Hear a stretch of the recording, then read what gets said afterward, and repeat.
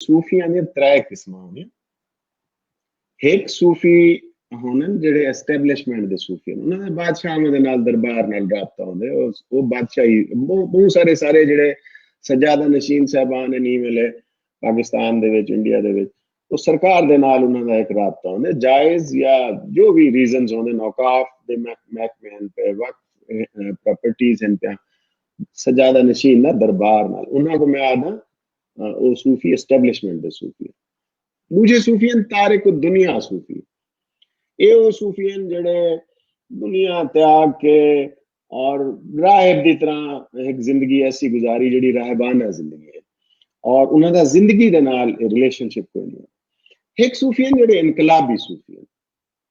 मैं इनकलाबी सूफियां दी गल करना, ये वो सूफी हन जेड़े लोगां दे हालात बदलना चाहते,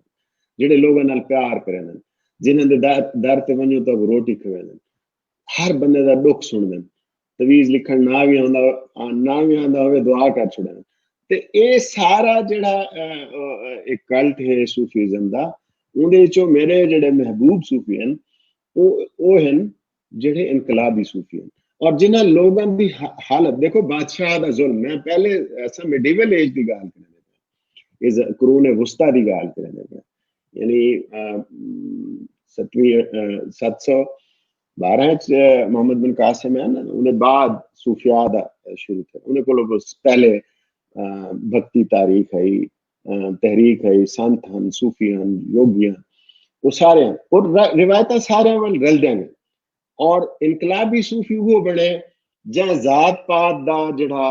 सिस्टम है वो तोड़े, मजहब के तौर पर भी तुम देखो, ख्वाजा साहब, ख्वाजा गुलाम फरीद साहब केड़ा बड़ा आइकान है सारा, और कई मुरीद को लगे रोजे नालन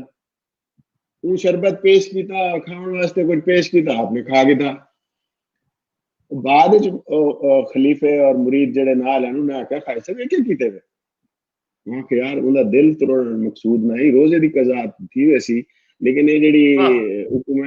हुक्म जेड़ा नाराज करा